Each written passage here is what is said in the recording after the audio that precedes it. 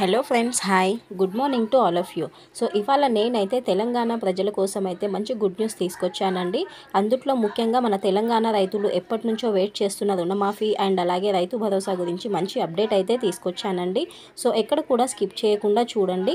And అలాగే ఏదైనా Telangana, AP ప్రతి ఒక్క స్కీమ్ ఇన్ఫర్మేషన్స్ ఏదైనా కావాలి అనుకుంటే నా ఛానల్ని అయితే లైక్ చేసి సబ్స్క్రైబ్ చేసుకోండి ఫ్రెండ్స్. సో దట్ ఎలాంటి అప్డేట్స్ అయినా మీకు వస్తూ ఉంటాయి. ఇంకా డిలే చేయకుండా టాపిక్లోకి అయితే వెళ్ళిపోదాం.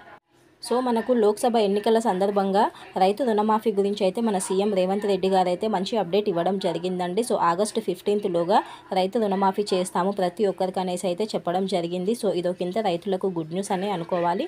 సో ఇప్పుడు ఎలక్షన్స్ కూడా కంప్లీట్ అయిపోయినాయి కాబట్టి ఇంకొక 2 months టైం ఉంది మనకు రైతు రుణమాఫీ కోసం అయితే. సో ఆల్రెడీ దీనిపైన చర్చ అయితే నడుస్తుందండి. సో ఏదైతే రైతుల గురించి వాళ్ళ రుణమాఫీ ఏదైతే ఉందో సో దాని గురించి ఆల్రెడీ ప్రాసెస్ అయితే స్టార్ట్ చేయడం జరిగింది.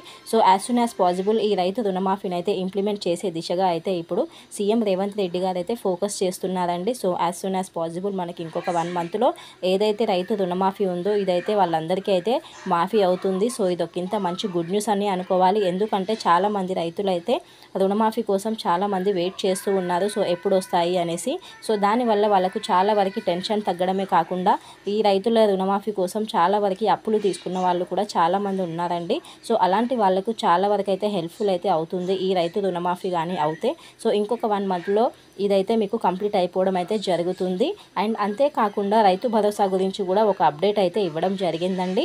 సో ఆల్రెడీ మనకు ఈ ఇయర్లోనే రైతు భరోసా అయితే రావడం జరిగింది చాలామందికి. సో ముందుగా అయితే 1 ఎకరం, 2 ఎకరాలు, అట్లా 3 ఎకరాలు, లాస్ట్ 5 acres వరకు అయితే వేయడం జరిగింది. అండ్ అలాగే దీనిపైన ఇప్పుడు ఒక అప్డేట్ అయితే ఇవ్వడం జరిగిందండి మళ్ళీ ఒకసారి రైతు భరోసా పైన. సో మనకు రైతు రుణమాఫీతో పాటు ఈ రైతు భరోసా కూడా యాజ్ సూన్ యాజ్ పాసిబుల్ అమలు చేయాలనే దిశగా అయితే ఇప్పుడు సీఎం రేవంత్ రెడ్డి గారు ఫోకస్ చేస్తున్నారు.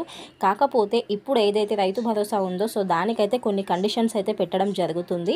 సో ఈ కండిషన్స్ ఏంటి అనేది ఇంకా అఫీషియల్గా ఇన్ఫర్మేషన్ అయితే తెలియలేదండి.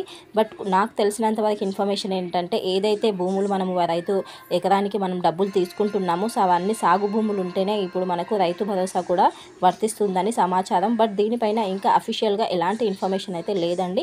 But as soon as possible మనకు రైతు భరోసా గురించి కూడా వాళ్ళు కంప్లీట్గా సర్వే చేస్తున్నట్టు సమాచారం. సో ఆఫ్టర్ దట్ వాళ్ళు దానిపైన ఏదైనా ఒక డెసిషన్ అయితే తీసుకుంటారు. బట్ రెండు ఒకటేసారి చేయాలనే ఉద్దేశంతో ఇప్పుడైతే రైతుల కోసం ఆలోచించి మనకు సీఎం రేవంత్ రెడ్డి గారు అయితే ఫోకస్ చేస్తున్నట్టు సమాచారం. సో లెటస్ సీ అండి. సో ఆగస్టు 15 వరకు డెడ్ లైన్ కూడా పెట్టారు కాబట్టి రైతు రుణమాఫీ కోసం. అండ్ రైతు భరోసా గురించి కూడా ఎలాంటి ఇన్ఫర్మేషన్ తెలిసినా నేనైతే మంచి వీడియో చేసి పోస్ట్ చేస్తాను. సో డెఫినెట్గా నా వీడియోని అయితే లైక్ చేసి సబ్స్క్రైబ్ చేసుకోండి ఫ్రెండ్స్.